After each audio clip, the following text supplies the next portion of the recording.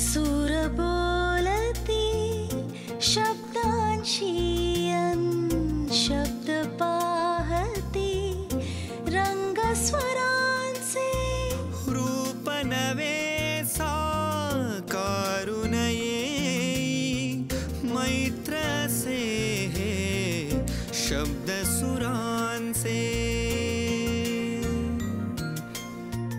मैत्र से हे शब्द सुरांचे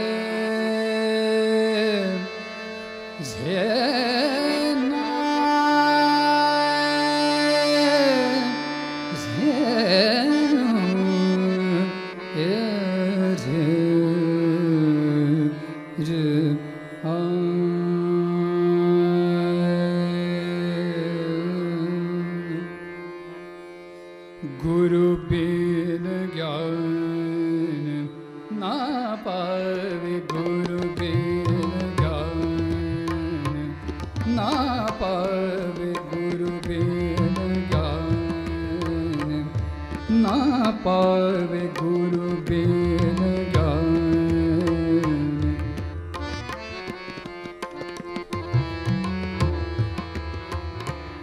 ना पावे, गुरु बिन ज्ञान ना पावे, गुरु बिन ज्ञान ना पावे। मन मूर्ख सोच सोच परे काहे पछतावे, बिन ज्ञान ना पावे, गुरु बिन ज्ञान ना पावे।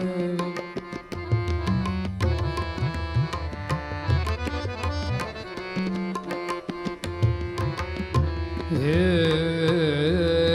ज्ञान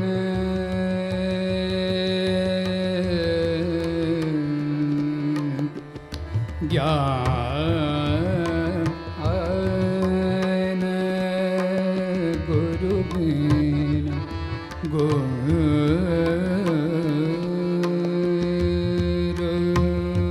बिन ज्ञान बिन ज्ञान ना पावे, गुरु बिन ज्ञान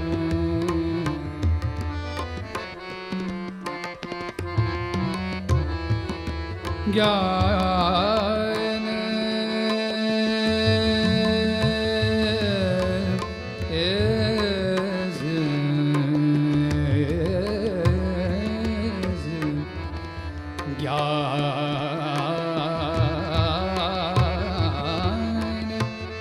ज्ञान गुरु बिन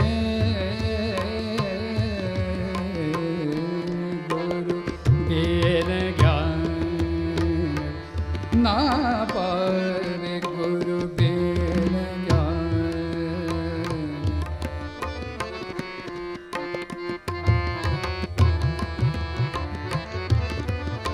ज्ञान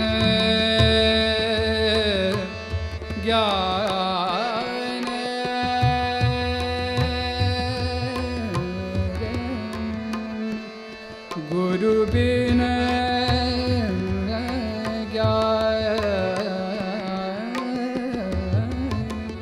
ज्ञान नहीं पावे गुरु बिन ज्ञान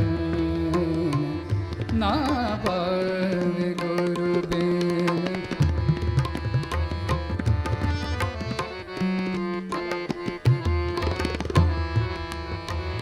पावे गुरु बिन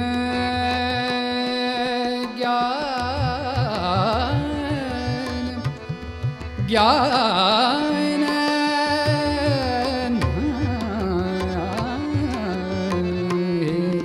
गुरु बिन ज्ञान ना गुरु बिन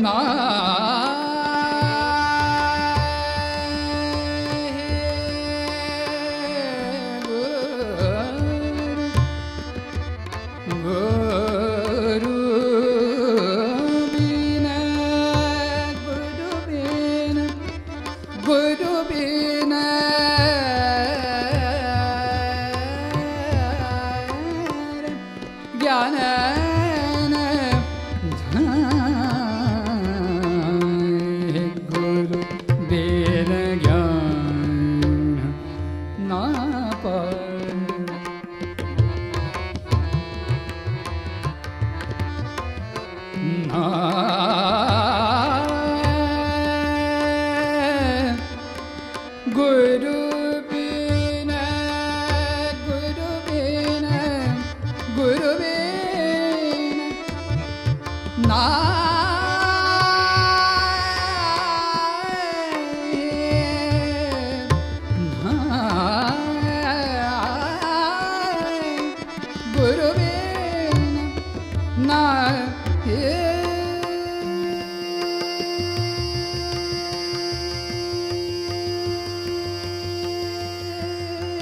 सतगुरु संग सतगुरु संग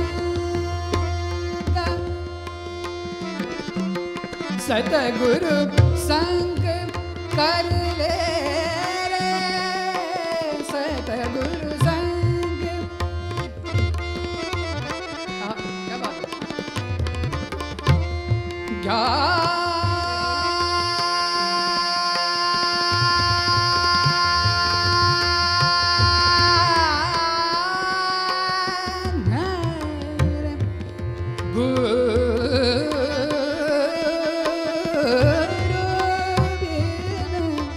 गुरु बिना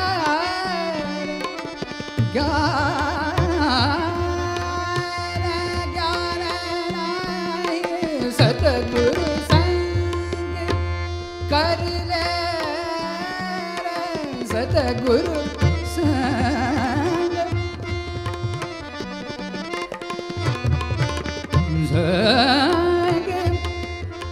संग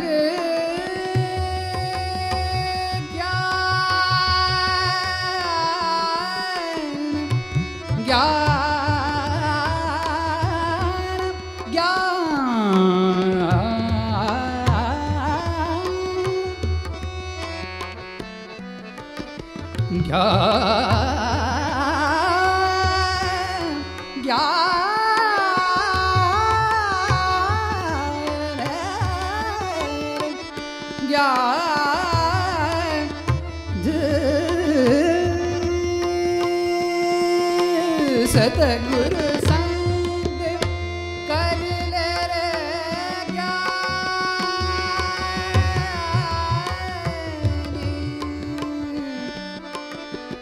तब गुनियन में गुनियन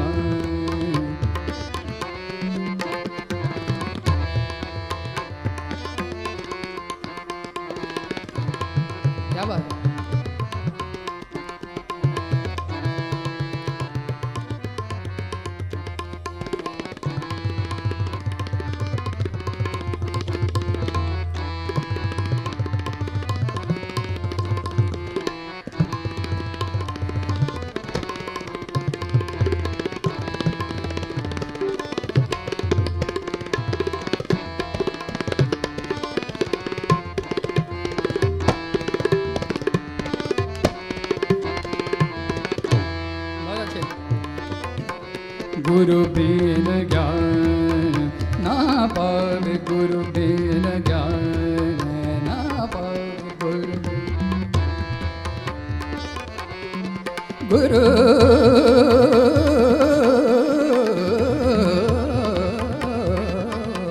गुरु बिन ज्ञान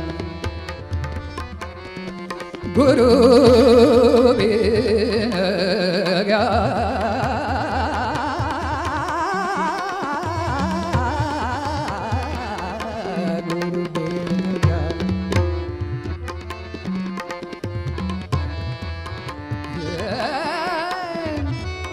गुरु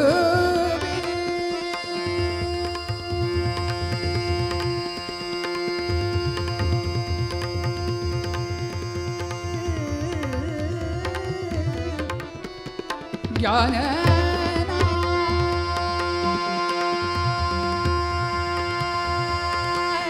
सतगुरु संग सतगुरु संग संग सतगुरु संग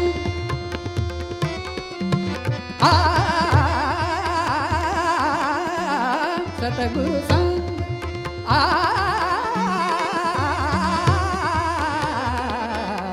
सतगुरु संग कर ले सतगुरु संग कर रे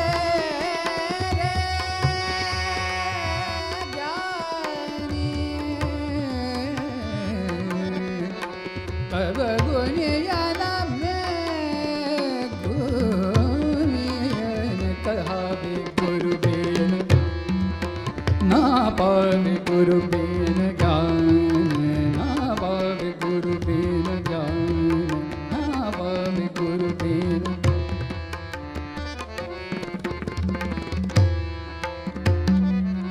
क्या बात है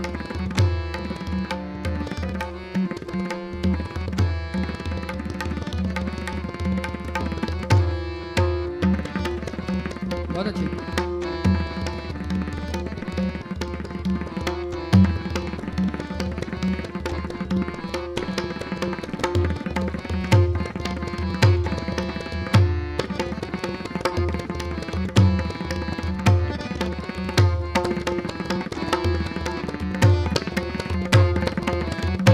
बहुत अच्छी मुरक गई छान रे पया बंदरी मोरी मुरक गई छान रे पया बंदरी मोरी मुरक गई छान मुरक गई छान रे पया बंदरी मोरी मुरक गई छान रे पया तोरी काकोली छोरी लंगरवा हसत खेलत के नमो से भरे जोरी बंदरी मोरी मुरक गई छान रे पया बंदरी मोरी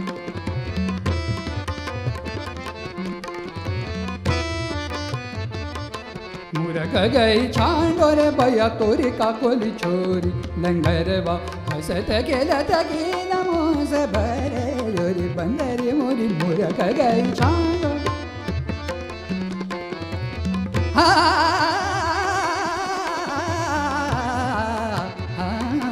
मुरक गई छान रे भैया बंदरी मोरी मुरक गई छान संग के सहरे और भायो गा गया संग के सहरे और भायो गा गया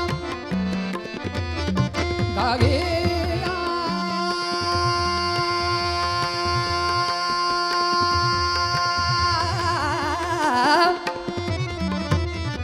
गा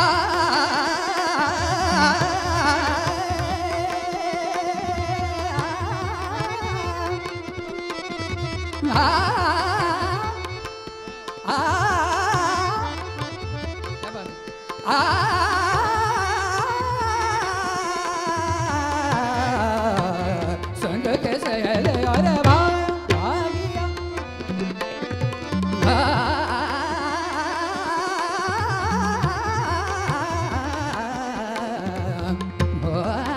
संग के सहले और भागिया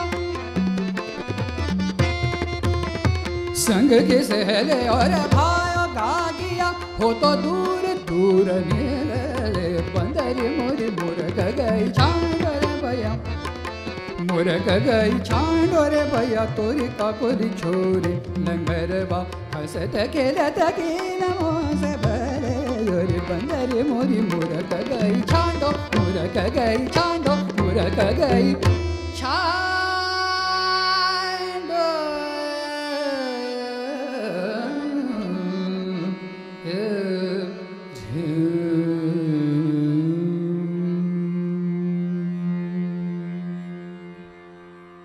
वाह वाह, क्या बात आहे. नमस्कार रसिको. मैत्र हे शब्दसुरांचे कार्यक्रमाच्या आजच्या भागामध्ये मी विघ्नेश जोशी तुम्हा सगळ्यांचे अगदी मनापासून स्वागत करतो. आज आपण गप्पा मारणार आहोत सुप्रसिद्ध गायक अभिषेक काळे यांच्याशी. अभिषेकजी, मैत्र हे शब्दसुरांचे या कार्यक्रमामध्ये तुमचं मनापासून स्वागत करतो. धन्यवाद. तुमच्या साथीदारांचंही स्वागत करतो. तबला साथ करतायत तेजोवृष जोशी, पखवाज साथ प्रथमेश तारळकर, संवादिनी साथ ओमकार अग्निहोत्री. तुम्हा सर्वांचं स्वागत करतो. अभिषेकजी, आत्ता जी मारवा रागातली आपण बंदिश सादर केली, खरं तर त्या 2 बंदिशी आहेत. तर थोडंसं त्या बंदिशींविषयी आधी सांगा ना. मी आत्ता ज्या दोन्ही बंदिशी गायलो त्या किराणा घराण्याच्या परंपरागत अशा बंदिशी आहेत, ज्या परंपरेने सगळे लोक गातात. पहिली होती ती गुरु बिन ज्ञान ना पावे, आणि दुसरी जी द्रुत बंदिश होती ती पूर्वापार आलेली आहे. मी ऐकलेल्यांपैकी पद्मविभूषण डॉक्टर गंगूबाई हनगल, त्यानंतर भीमसेनजी, माझे गुरु पंडित जयतीर्थ मेवुंडी, आणि अशी ती परंपरागत आलेली बंदिश आहे. आणि आज मारव्यानं सुरुवात करायची म्हटल्यावर मी मुद्दामून ती बंदिश त्याची निवड केली. आता तुम्ही ज्यांचं नाव घेतलं म्हणजे पंडिता गंगूबाई हनगल, तुमच्या आयुष्यातला सगळ्यात आनंदाचा क्षण तुम्ही नेहमी सांगता तो म्हणजे तुम्हाला त्यांच्याकडून एक बंदिश मिळाली ना, तर तो प्रसंग काय होता आणि ती कधी मिळाली तुम्हाला बंदिश? माझी आई डॉक्टर गंगूबाई हनगलांची शिष्या. अच्छा. त्यामुळे त्यांच्या घरी जाणं येणं असायचं. माझी आई आहे कर्नाटकातली, हुबळीतली, आणि मी त्यांना आजीच म्हणायचो. त्याही राहायला हुबळीलाच असायच्या. त्यामुळे बऱ्याचदा लहानपणी आई मला सोबत जेव्हा ती शिकायला जात असे त्यावेळेला त्यांच्याकडे येणं जाणं असायचं.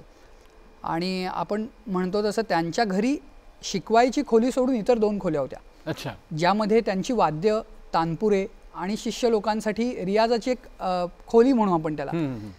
तर मी लहान असताना, कारण मला त्यांच्या गप्पांमध्ये काही रस नसायचा, कारण त्या कानडीत चालायच्या, मला काहीच कळायचं नाही आणि मी तसा लहान होतो.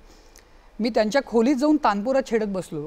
अच्छा. आणि मला असं कळलं की हा आपल्या स्वरातला आहे नाही माहीत नाही, आपण ह्याच्यात बंदिश जे आपल्याला शिकवली ती गाऊ. म्हणून मी यमनमधली येरी आली पियाबीनं तिथे गात बसलो. हो. अच्छा. आणि त्यांना ती बंदिश बाहेर ऐकू गेली. त्या म्हणाल्या की आत कोण गातंय खोलीत, कारण आत्ता कोणी आलेलं नाही आहे. आई म्हणाली अहो नाही, अभिषेकच गातोय. तर त्या म्हणाल्या मग आत का गातोय, इथे पुढे समोर बसून गायला सांग. मग मी तोच तानपुरा घेऊन आलो, कारण मी लहान असल्यामुळे काळी 4मध्ये गायचो मी त्यावेळेला. आणि मग मी त्यांना ती एरी आली पियाबीनं बंदिश गाऊन दाखवली. वयच खूप लहान होतं, त्यामुळे त्यांची उंची माहिती नव्हती, त्यामुळे बिनधास्तपणे ती गाऊन दाखवली. नसली की जास्ती मोकळेपणाने अगदी. आणि मग त्याच्यानंतर त्या म्हणाल्या की ही बंदिश तू खूप सुंदर गातोच आहेस, पण मी तुला आज अजून एक गाणं शिकवते असं त्या म्हणाल्या, कारण बंदिश आणि चीज हे सगळं कळायला खूप लहान होतो. मी म्हटलं चालेल. तर त्यांनी त्यावेळेला शाम बजाय आज मोरलिया ही बंदिश स्वतः मला अगदी एक ओळ समोर स्पून फिडिंग म्हणतो ना आपण, एक ओळ अगदी सांगून, आणि त्यांचं वय पण तेव्हा खूप जास्त होतं, पण तरीसुद्धा त्यांनी ती बंदिश अगदी काय म्हणतो आपण घरचा असल्यासारखं प्रेमानं नातवाला शिकवतोय असा भाव होता तो. आणि त्यामुळं मी खरंच मला स्वतःला भाग्यवान समजतो की कुठल्याही पुरस्कारापेक्षा हा सगळ्यात मोठा पुरस्कार आहे की त्यांच्याकडून ती बंदिश शिकायला मिळाली. थोडंसं गुणगुणून दाखवा ना मला.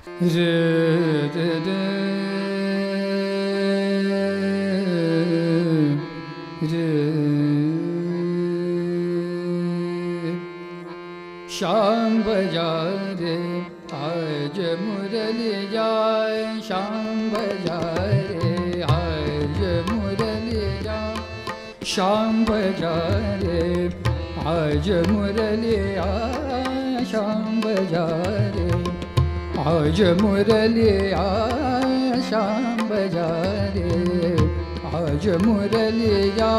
वे अपनो आदरन गुणी जो शाम बजा रे आज मुरली जाय श्याम बजा रे श्याम बजा रे श्याम बजा रे, अशी ती बंदिश होती. मैत्र से हे शब्द सुरांचे.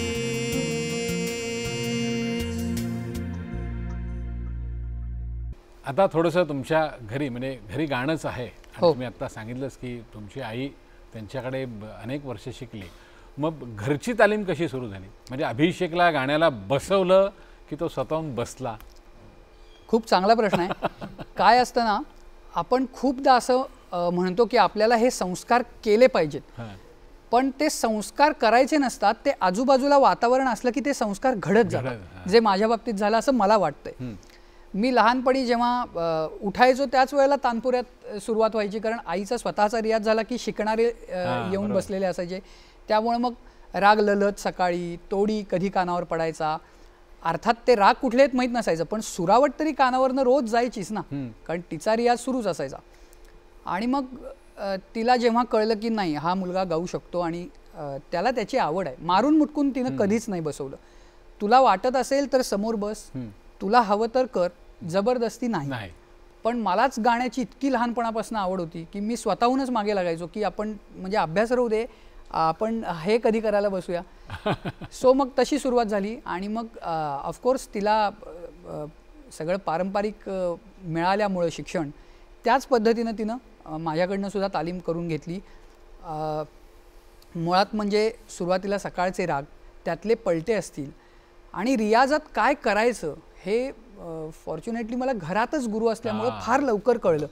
म्हणजे ती मला कायम सांगायची की रियाज करताना कधी तुझं म्हणजे सॅटिस्फॅक्शन आपल्याला येता कामा नाही की हां मस्त झाला रियाज, असं ज्या दिवशी वाटेल त्या दिवशी काही खरं नाही. ती म्हणायची कायम तू अतृप्तच राहायला पाहिजेस की नाही मला नाही आहे जमलं, तर दुसऱ्या दिवशी नवीन पुन्हा रियाज घडतो आणि वेगळ्या विचाराने घडतो. त्यामुळे ती कायम सांगायची की तुला जे उत्तम करायचं आहे ते रियाज करूनच मिळेल, आणि जे उत्तम गाता येतं ते स्टेजवर गा, आणि जे तिथे येत नाही ते घरात कर, त्याला रियाज म्हणतात. सो हे लहानपणीच आईनं सांगितल्यामुळं आपल्याला घरच्यांनी सांगितलं की पटकन पटतं कधी कधी लहान वयात, नंतर नाही पटत. हे माझ्याकडे बघून कशाला बोलताय तुम्ही? असं काही नाही हो, मला पटतं सगळ्यांचं. त्यामुळे ते संस्कार घडत गेले, म्हणजे होत गेले, मुद्दामून करावे लागले नाहीत, होत गेले. पण आईकडे असं किती वर्ष शिक्षण झालं? आवाज फुटेपर्यंत म्हणू आपण. अच्छा. तोपर्यंत आईकडे मी शिकलो. त्याच्यानंतर तिची पट्टी माझी पट्टी मॅच होत नव्हती, कारण मग सगळं स्वरांचा फरक पडतो. एक्झॅक्टली. सो मग मी त्याच्यानंतर पंडित जयतीर्थ मेवुंडी यांच्याकडे पुढचं सगळं शिक्षण 9 वर्ष घेतलं, हुबळीला जाऊन घेतलं. अच्छा. कारण म्हणजे पुन्हा प्रवास आला सांगली ते हुबळी. आणि गंमत म्हणजे त्याच वेळेला माझी सगळी अकॅडमिक सगळं म्हणजे 10वी 12वी हे सुद्धा सगळं तेव्हाच येऊन गेलं. पण मी मगाशी म्हटल्याप्रमाणे की अभ्यास थोडा बाजूला पहिल्यापासून, म्हणजे इकडे जास्त लक्ष होतं गाण्यात, की आपल्याला गाण्यात जात नाहीये एवढं फक्त बघितलं आणि गाणं सुरू ठेवलं, ते महत्त्वाचं. त्यामुळे मग नंतर गुरुजींकडे तालीम सुरू झाली. आणि आता मी पंडित शरद बापट त्यांच्याकडे पुढचं सगळं शिक्षण घेतोय, जे सांगलीलाच असतात. अच्छा. बरं बरं बरं. सांगलीवरनं विषय निघाला म्हणजे आपला सांगली म्हणजे नाट्य पंढरी. हो. आणि तुम्ही शास्त्रीय संगीताच्या काय म्हणतो आपण मैफिली करतच असता, पण तुम्ही जाणीवपूर्वक संगीत नाटकात सुद्धा काम करता. हो.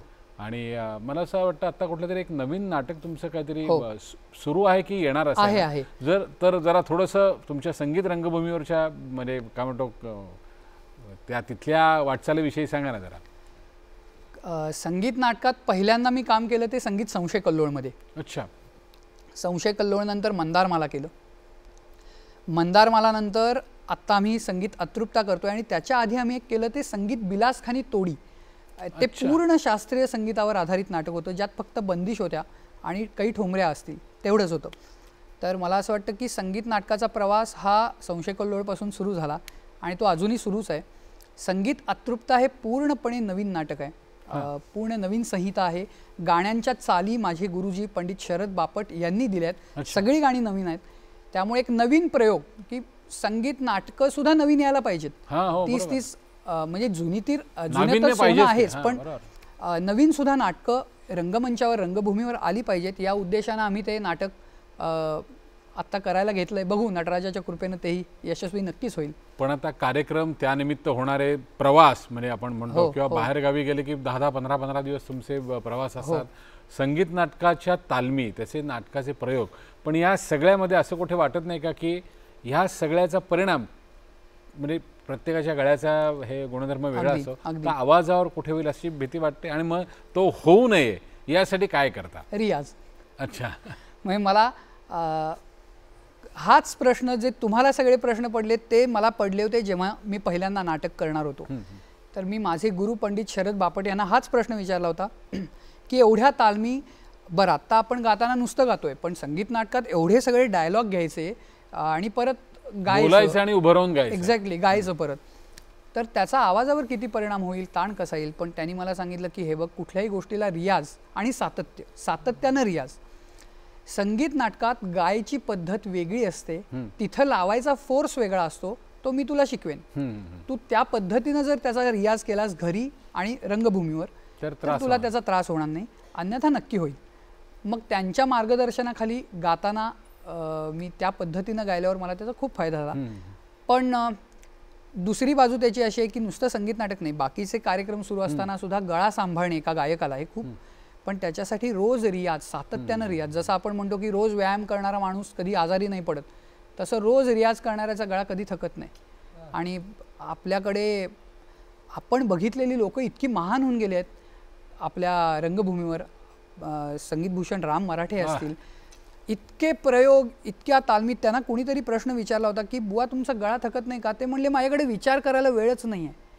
इतके कार्यक्रम, कार्यक्रमातनं नाटक, नाटकातनं तालमी, की माझ्याकडे ह्या सगळ्याकडे लक्ष द्यायलाच वेळ नाही. तर मला असं वाटतं की हे आपले आदर्श आहेत. वसंतराव देशपांडे असतील, भीमसेनजी असतील, तर आपण त्यांच्याकडनं नुसतंच गाणं घेत नाही ना, तर इतर पण संस्कार त्यांचे घेतले पाहिजे, टेम्परामेंट घेणं ज्याला आपण. एक्झॅक्टली. त्यामुळे मला असं वाटतं की एखाद्या माणसाला फॉलो करताना नुसतंच गाणं नाही फॉलो केलं पाहिजे, तर सर्वांगीण त्या माणसाला आपण फॉलो केलं पाहिजे. त्या दृष्टिकोनातनं मी सुद्धा प्रयत्न करतोय. बघू आता तुम्ही उल्लेख केला म्हणजे संगीतभूषण पंडित रामभाऊ मराठे, त्यांना एकदा एका मुलाखतीत विचारलं होतं की काय हो रामभाऊ, तुमचा आवाज कधी बसत नाही का इतके सगळे प्रयोग वगैरे करून? ते म्हणाले त्याला तरी वेळ कुठे बसायला असं त्यांनी सांगितलं होतं. जसा मी धावतो तो पण धावतच असतो. संगीत रंगभूमीचा विषय निघायला तर कुठलंही एखादं नवं गाणं किंवा तुमच्या आवडीचं किंवा संशय कल्लोळ मधलं का मंदारमाला मधलं कुठलंही गाणं जरा मला ऐकवा ना. अगदी.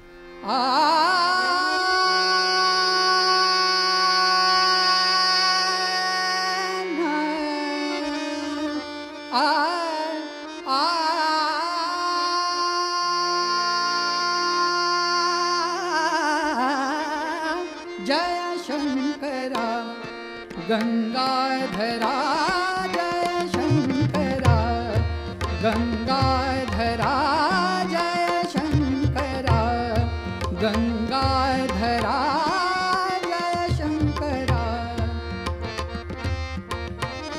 जय शंकरा गंगाधरा, जय शंकरा गंगाधरा, गौरी हरा गिरिजावरा, गौरी हरा गिरिजावरा, विपदा हरा शशि शेखरा, विपदा हरा शशि शेखरा, जय शंकरा गंगाधरा, जय शंकरा गंगाधरा, जय शंकरा.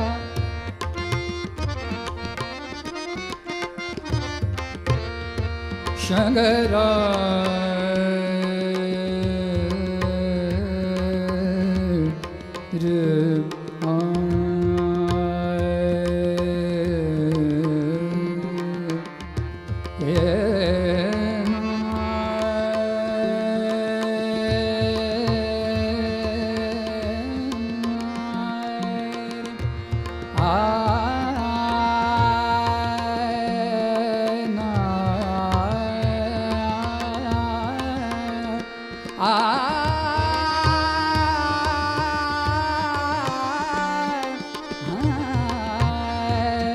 आ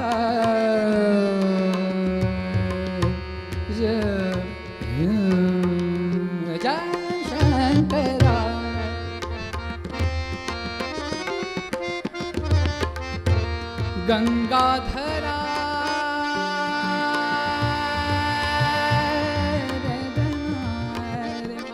गंगाधरा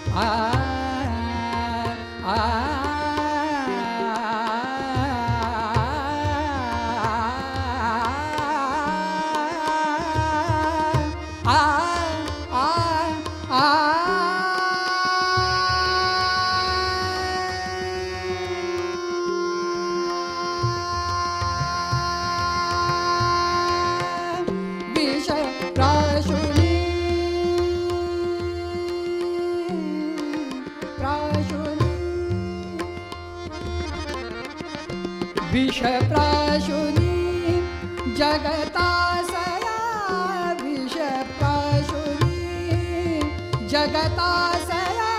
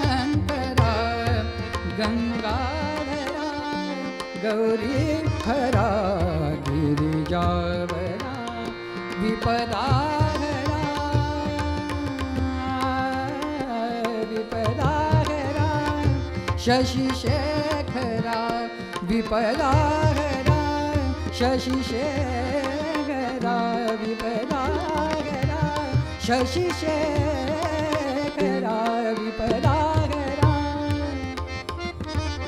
बहुत अच्छे विपदाहरा शशि शेखरा जय शंकरा गंगाधरा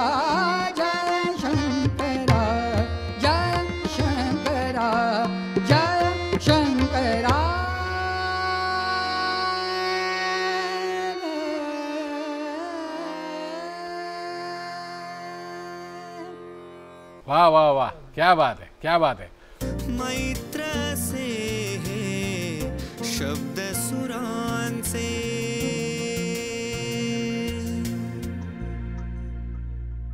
अभिषेक जी, म्हणजे सर्वसाधारणपणे गाणं हा व्यवसाय स्वीकारला की बऱ्याचदा असं होतं की मोठे मोठे उत्सव किंवा अधिक बिदागीचे कार्यक्रम म्हणजे या आणि त्यात काही गैर काही नाही, याकडे जास्ती लक्ष असतं.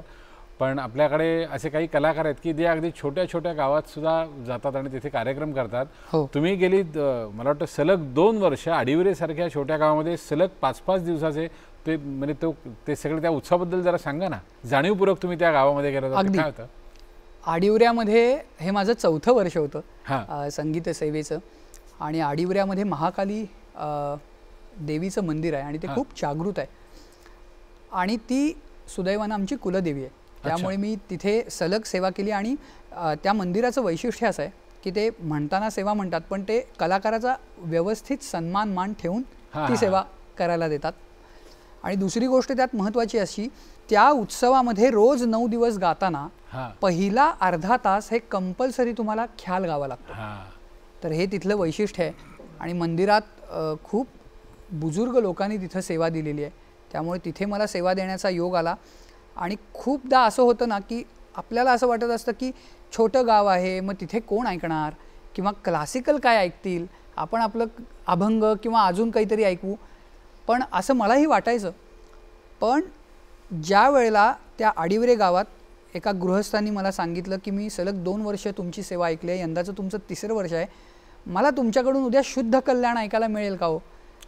तर मला त्या दिवशी मी जेव्हा परत रूमवर आलो तेव्हा मी हा विचार करत होतो की आडिवऱ्यासारख्या गावी मला एक गृहस्थ येतात आणि सांगतात मला तुमच्याकडनं शुद्ध कल्याण ऐकायचं आहे, कारण तुम्ही किराणा घराण्याचे गाता आणि आम्हाला तो भीमसेनजींपासून ऐकून माहिती आहे.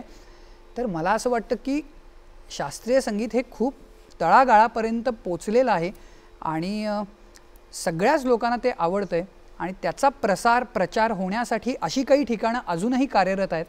त्यामुळे तिथे सलग 4 वर्ष मला गायची संधी मिळाली, योग आला आईच्या कृपेनं.